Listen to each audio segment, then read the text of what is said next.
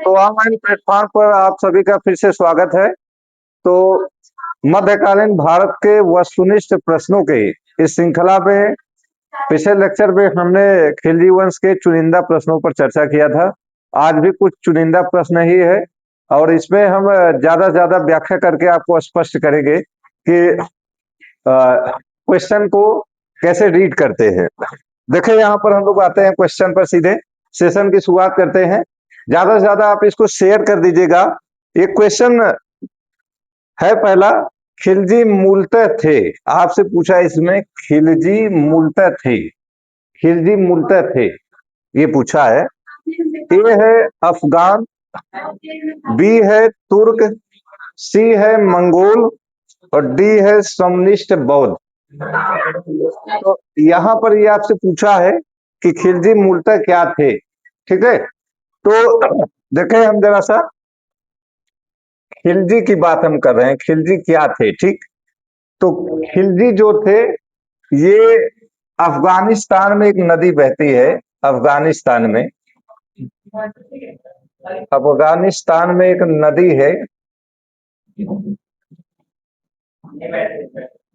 इसका नाम है हेलमंड नदी। ठीक है, हेलमंड, हेलमंड नदी है। तो हेलमंड नदी के जो आसपास का क्षेत्र होता है उसको खल्ज प्रांत बोला जाता है, खल्ज प्रांत बोला जाता है, खल्ज। ठीक है, तो यहाँ के जो निवासी थे, यहाँ के जो निवासी थे यही खिलजी या खलजी कहलाते हैं, खिलजी या खलजी कहलाते हैं। ठीक है, ये जो निवासी होते हैं यही खिलजी या खलजी कहलाते हैं। और ये जो रंग रूप से, अपने वेशभूषा से और वहां का जो वातावरण था, जो जलवायु था, उससे अफगानों से उनकी समानता मिलती थी, लेकिन वो मूलतः अफगान नहीं थे। ठीक है, तो ये अफगान नहीं थे। रंग रूप से मिलता तो था, उस इलाके की जलवायु था, उसका असर था उनके ऊपर। जैसे भारत में देखते हैं कि जो लोग नॉर्थ ईस्ट में रहते हैं वो चाइनीज की तरह लगते हैं, तो उनको चाइना का निवासी तो माना नहीं जाता है, तो ऐसे ये भी था। ठीक है, अब यहाँ पर जो दूसरा ऑप्शन है तुर्क, यही सही है। और जो खलजी भी थे, ये जो खलजी थे या खिलजी थे, यानी जो खिलजी थे ये क्या थे, इलबारी तुर्क थे, इलबारी तुर्क थे, इलबारी तुर्क थे। ठीक है, इन्होंने ही एक क्रांति किया था, मतलब एक प्रकार से सत्ता परिवर्तन किया था, सत्ता में व्यापक स्तर पर फेरबदल किया था। तो ये जो खिलजी थे ये क्या थे, इलबारी तुर्क थे। और तुर्कों की कुल, तुर्कों की बात करें तो इनकी कुल, तुर्कों की कुल 64 जातियां थी, 64 जातियां थी। ठीक है, इनकी कुल 64 जातियां थी और इनमें इलबारी काफी महत्वपूर्ण माने जाते थे। ठीक है, अफगानों की कुल 36 जातियां होती हैं, लेकिन यहाँ हमने अफगानों का भी चर्चा नहीं कर रहे हैं। मंगोलों से इनका कोई सामंजस्य नहीं है, ये मंगोल नहीं थे। ठीक है, और ये समनिष्ठ बौद्ध भी नहीं थे। समनिष्ठ बौद्ध का मतलब है कि देखे, जो तुर्क भी थे आरंभिक दौर में बौद्ध धर्म को ही मानते थे, जो आरंभिक तुर्क थे ये समनिष्ठ बौद्ध ही थे। आरंभिक तुर्क जो थे ये समनिष्ठ बौद्ध थे। इसके अलावा जो मंगोल थे, मंगोल भी, ये भी बौद्ध धर्म को मानते थे। ठीक है, लेकिन बाद में हम देखते हैं कि गजगवान खान पहला व्यक्ति था जिसने इस्लाम धर्म को स्वीकार किया था। फिर जो तुर्क थे ये भी इस्लाम में दीक्षित हुए थे, या इन्होंने इस्लाम को स्वीकार कर लिया था। ठीक, तो पहला जो क्वेश्चन है इसका जो ऑप्शन है वो बी वाला ऑप्शन आपका सही होगा, तुर्क। खिलजी क्या थे, तुर्क थे। ठीक है, नेक्स्ट क्वेश्चन पर आइए। नेक्स्ट क्वेश्चन देखें, नेक्स्ट क्वेश्चन है, निम्नलिखित में से कौन दिल्ली का प्रथम मुस्लिम शासक था, ये पूछा है आपसे। देखिए यहाँ क्वेश्चन पूरी व्याख्या भी,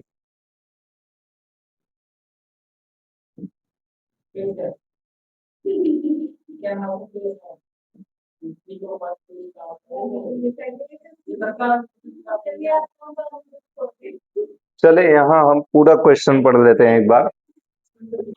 निम्नलिखित में से कौन दिल्ली का प्रथम मुस्लिम शासक था जिसने दक्षिण भारत को जीता था, ये पूछा है आपसे। देखे, निम्नलिखित में से कौन दिल्ली सल्तनत का यानी दिल्ली का मुस्लिम शासक था जिसने दक्षिण भारत को जीता था, ये आपसे क्वेश्चन पूछा है। दक्षिण भारत पूछ रहा है, ठीक है, और दूसरा है मुस्लिम शासक पूछ रहा है, और एक और नंबर यह ये ध्यान रखना है, प्रथम मुस्लिम। ठीक है, तो देखे, अ है जलालुद्दीन खिलजी, ब है अलाउद्दीन खिलजी है, श है मोहम्मद बिन तुगलक है, द है मुबारक शाह खिलजी है। तो देखे, दिल्ली सल्तनत का पहला सुल्तान था जलालुद्दीन फिरोज शाह खिलजी, जिसने दक्षिण भारत को जीता था। अब इसका आंसर इस नाते सही होगा कि 1296 ईस्वी में यह अभियान भेजा गया था, और यह अभियान का नेतृत्व किसने किया था? अलाउद्दीन खिलजी ने किया था। अलाउद्दीन खिलजी ने किया था। तो अलाउद्दीन खिलजी इसमें सेनापति था, वो शासक नहीं था, ध्यान रखे रहिएगा। इस समय तक वो सेनापति था, सेनापति के तौर पर गया हुआ था। ठीक है, तो ऐसे दौर में अगर सेनापति पूछेगा तब अलाउद्दीन खिलजी होगा, अगर शासक पूछेगा तब क्या होगा? जलालुद्दीन फिरोज शाह खिलजी होगा। ये सेनापति के तौर पर है, ध्यान रखे रहिए, ये सेनापति के तौर पर गया था। ठीक है, मोहम्मद बिन तुगलक ने बाद में दक्षिण भारत पर अटैक किया था, वारंगल पर। मुबारक शाह खिलजी पहला शासक था जिसने दक्षिण भारत के साम्राज्यों को मिलाने का प्रयास किया था। ये इसने दक्षिण भारत का विलय करने का प्रयास किया था, दक्षिण भारत का विलय। ठीक है, तो यहां पर पहला जो ऑप्शन सही होगा आपका जलालुद्दीन खिलजी आपका सही होगा। ठीक, ए वाला आपका ऑप्शन सही हो रहा है। चलिए नेक्स्ट क्वेश्चन पर आइए। जलालुद्दीन खिलजी सही हो रहा है। नेक्स्ट क्वेश्चन पर आइए।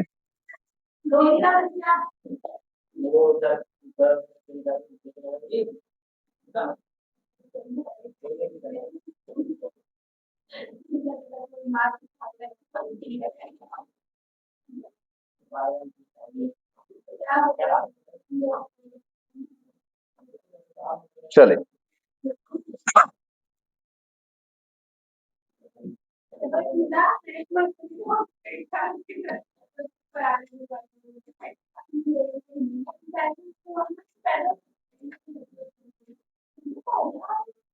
चले नेक्स्ट क्वेश्चन पर आते हैं हम लोग जरा सा। देखे, क्वेश्चन है अलाउद्दीन खिलजी के कड़ा, कड़ा में राज्याभिषेक की पुष्टि किस अभिलेख से होती है? कड़ा मानिकपुर है, कड़ा मानिकपुर, ये इलाहाबाद के आसपास का जगह है। ठीक है, जहां पर इसने जलालुद्दीन फिरोज शाह खिलजी की हत्या करवाया था। ठीक है, कड़ा मानिकपुर कहलाता है, और ये इलाहाबाद में स्थान है, या प्रयागराज में, इलाहाबाद के तट पर ही स्थित है।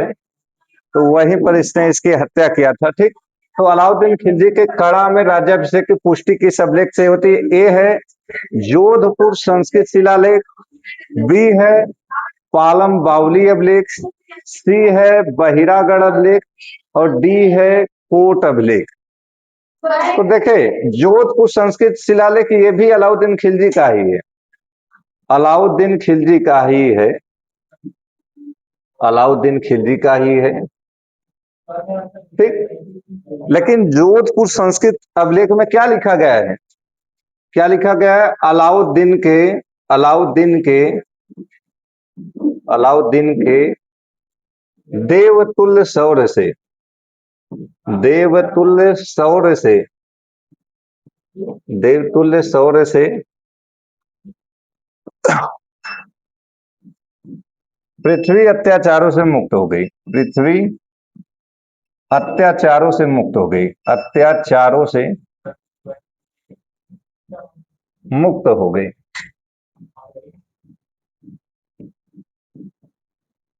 ठीक है, ये इसमें स्टेटमेंट मिलता है। तो यहाँ पर ये पहला वाला भी ऑप्शन आपका सही नहीं है। पालम बावली अभिलेख ये किससे संबंधित है? बलबन से है, बलबन से है। और इसको किसने लिखा था? योगेश्वर पंडित ने लिखा था, योगेश्वर पंडित ने लिखा था।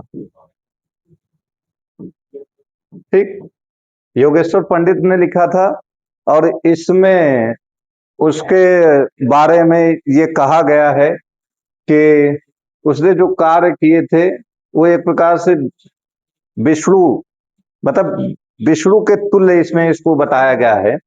बहिरागढ़ अभिलेख ये किसका है? मोहम्मद बिन तुगलक का है, मोहम्मद बिन तुगलक का है। ठीक है, मोहम्मद बिन तुगलक का है। और इस अभिलेख में इसने जो गोवध पर प्रतिबंध लगाया था इसकी जानकारी मिलती है। गोवध पर प्रतिबंध जो लगाया था, गोवध पर जो प्रतिबंध लगाया था, ठीक, इसकी जानकारी मिलती है। ठीक, तो जो डी वाला आपका ऑप्शन है कोट अभिलेख, यही अभिलेख सही है। यानी डी वाला ऑप्शन है, कोट अभिलेख में ही अलाउद्दीन खिलजी के कड़ा में राज्याभिषेक की पुष्टि होती है। साथ ही साथ एक और बात है, इसी में उसकी उपाधि सिकंदर ए सानी भी मिलता है, सिकंदर ए सानी। यानी इसी को द्वितीय सिकंदर भी कहा जाता है ना, उसके विजय अभियानों के नाते ये उपाधि उसका इसी में मिलता है। ठीक है, तो ये इतनी चीजें आपके लिए बहुत महत्वपूर्ण है। तो इसमें आपसे पूछा है कि अलाउद्दीन खिलजी के कड़ा में राज्याभिषेक की पुष्टि किस अभिलेख से होती है? तो कौन सा अभिलेख है भाई? कोट अभिलेख है। और एक चीज और ध्यान रखना है, ये कोट जो अभिलेख है ये उत्तर प्रदेश में ही है, फतेहपुर में। इसका संबंध कहां से है? फतेहपुर,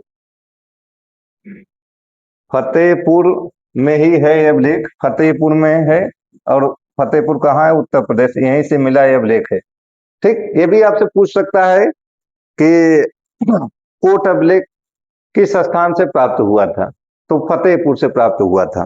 ठीक है, चलिए नेक्स्ट क्वेश्चन पर आइए। यहाँ डी वाला आपका ऑप्शन सही हो गया।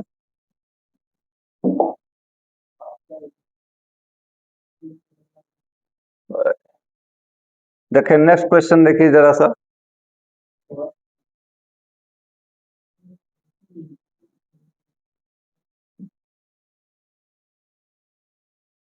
चले, निम्नलिखित कथनों पर विचार कीजिए।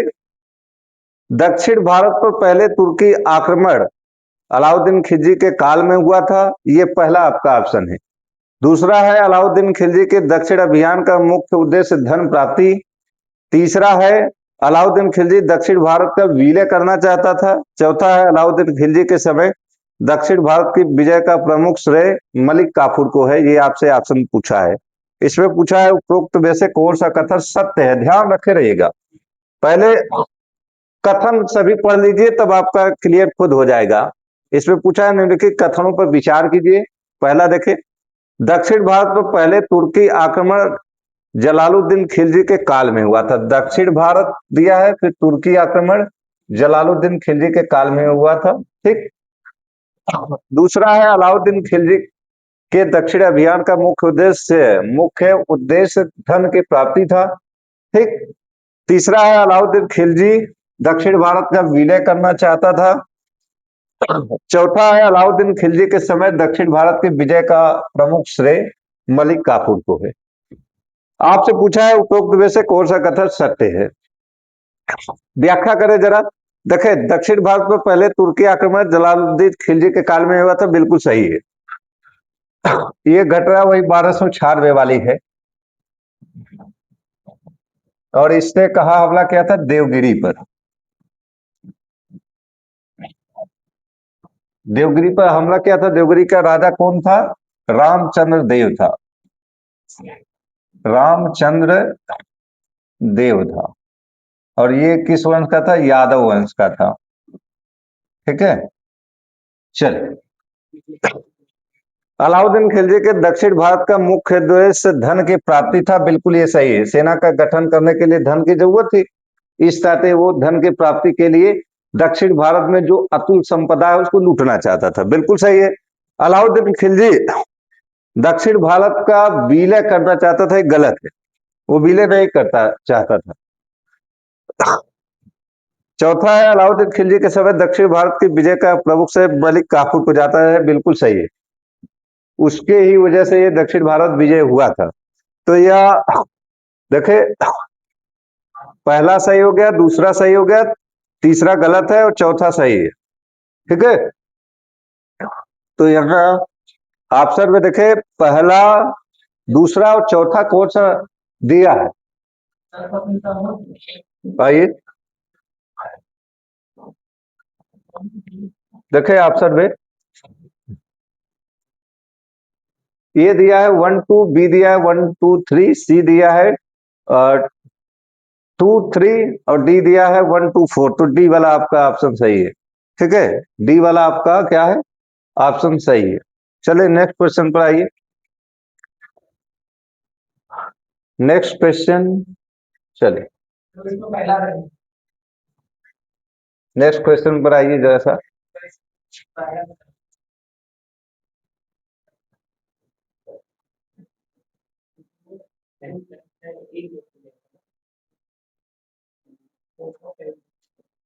चलिए नेक्स्ट क्वेश्चन पर आइए जरा।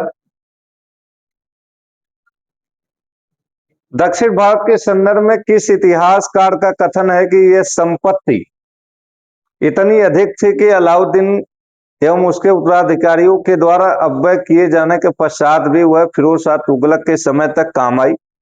अ है बरनी, ब है अमीर खुसरो, स है फरिश्ता, द है शेख नासुद्दीन। तो देखिए यहाँ क्या पूछा है, दक्षिण भारत के संदर्भ में किस इतिहासकार का कथन है कि यह संपत्ति इतनी अधिक थी कि अलाउद्दीन और उसके उत्तराधिकारियों के द्वारा अपव्यय किए जाने, मतलब खर्च किए जाने के पश्चात भी फिरोज शाह तुगलक के समय तक काम आई, ये पूछा है। आ ऑप्शन है बरनी, ब है अमीर खुसरो, स है फरिश्ता और द है शेख नासुद्दीन। तो ये स्टेटमेंट किसका है, जियाउद्दीन बरनी का है। ठीक है। अमीर खुसरो का ऐसा कोई जिक्र मिलता नहीं है। खैर ये दक्षिण भारत विजय अभियान में गया हुआ था। दक्षिण भारत विजय अभियान।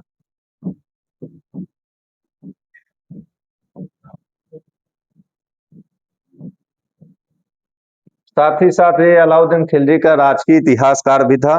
फरिश्ता ने उसके जो बाजार नियंत्रण प्रणाली है उसका उल्लेख किया है इसने, और शेख नासुद्दीन भी इसके बाजार नियंत्रण प्रणाली का उल्लेख करते हैं।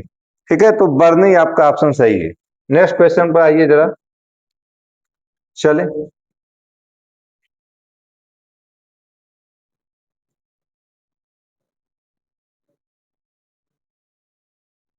चले नेक्स्ट क्वेश्चन हम लोग जरा सा देखें। दक्षिण भारत में तुर्की सेना की सहायता के लिए रामचंद्र देव ने किसे सेनापति नियुक्त किया था, ये आपसे पूछा है। दक्षिण भारत में तुर्की सेना की सहायता के लिए रामचंद्र देव ने किसे सेनापति नियुक्त किया था, ये पूछा है। देखें, दक्षिण भारत में तुर्की सेना की सहायता के लिए रामचंद्र देव ने किसे सेनापति नियुक्त किया था? ए है भिल्लम, बी है गोपाल नायक, सी है सारंग देव, डी है पारस देव देलवी। देखे, ए है भिल्लम, क्या है, ये दक्षिण भारत में जो देवगिरी में जो स्थापित राजवंश था, यानी दक्षिण भारत के देवगिरी में, देवगिरी में स्थापित जो यादव वंश था, यादव वंश, तो देवगिरी में स्थापित जो यादव वंश था उसके क्या थे, संस्थापक थे, संस्थापक माने जाते हैं। ठीक, संस्थापक माने जाते हैं। गोपाल नायक क्या थे, ये रामचंद्र देव के, रामचंद्र देव इसके क्या थे, दरबारी संगीतकार थे, दरबारी संगीतकार थे, दरबारी संगीतकार। ठीक है, ये उसके दरबारी संगीतकार थे। सारंग देव ये उसके दरबारी कवि थे, ये दरबारी कवि थे। ये रामचंद्र देव के ही दरबारी कवि थे। ठीक है, रामचंद्र देव के ही दरबारी कवि थे। और दक्षिण भारत में तुर्की सेना को सहायता देने के लिए, या कह सकते हैं कि अलाउद्दीन खिलजी को सहायता देने के लिए, इसने पारस देव देहलवी को, इसी को उसने सेनापति नियुक्त किया था। ठीक है, जो दक्षिण भारत में तुर्की सेना का, या कह सकते हैं कि अलाउद्दीन खिलजी की सहायता करता था। तो डी वाला आपका ऑप्शन सही है, डी वाला आपका ऑप्शन सही है। ठीक है, चले क्वेश्चन नंबर 7 पर आइए।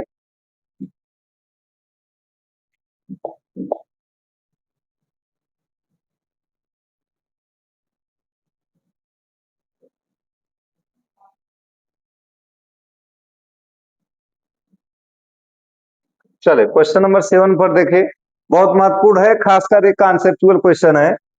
अलाउद्दीन खिलजी के संदर्भ में क्या सत्य नहीं है, पूछा है। अलाउद्दीन खिलजी के संदर्भ में क्या सत्य नहीं है। ठीक है, क्या सत्य नहीं पूछा है। अ है भू राजस्व की वृद्धि, भू राजस्व की वृद्धि। ब है गुप्तचर प्रणाली का गठन। स है मद्य निषेध। द है सैनिकों को जागीरें प्रदान करना। तो देखें, अलाउद्दीन खिलजी के संदर्भ में क्या सत्य नहीं है पूछा है। देखें, उसका मूल उद्देश्य था भू राजस्व की वृद्धि करना, इस पे कोई दो राय नहीं है। ठीक है, वो भू राजस्व की वृद्धि करना चाहता था। गुप्तचर प्रणाली का उसने गठन किया था, बिल्कुल सही है।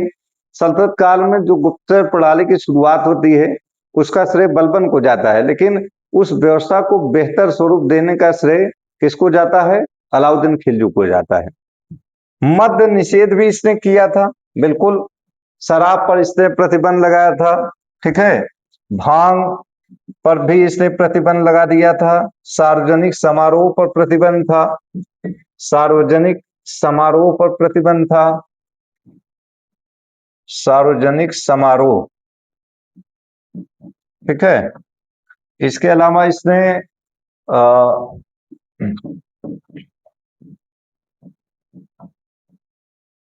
वेश्यावृत्ति पर प्रतिबंध लगाया था, वेश्यावृत्ति पर। जुआ खेलने पर प्रतिबंध लगाया था। ठीक है, तो इन सब चीजों पर इसने प्रतिबंध लगाया था, बिल्कुल सही। सैनिकों को जागीरें प्रदान करना ये गलत है। सैनिकों को ये नगद वेतन देता था, नगद वेतन देता था। और ये वेतन कितना था, 234 टंका था, 234 टंका था। ठीक है, 234 टंका वेतन देता था। और इस मामले में भी वो, ये दिल्ली सल्तनत का पहला सुल्तान था, दिल्ली सल्तनत का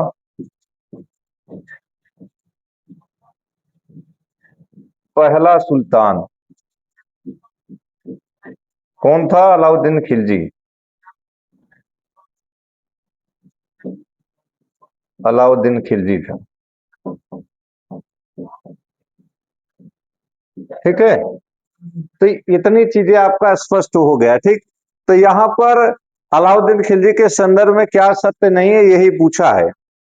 सैनिकों को जागीरें वो प्रदान नहीं करता था, नगद वेतन प्रदान करता था।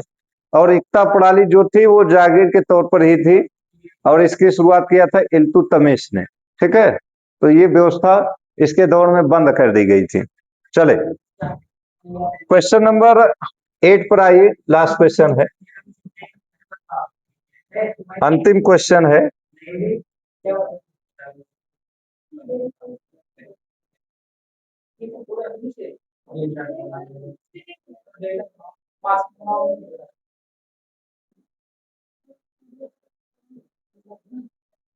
चले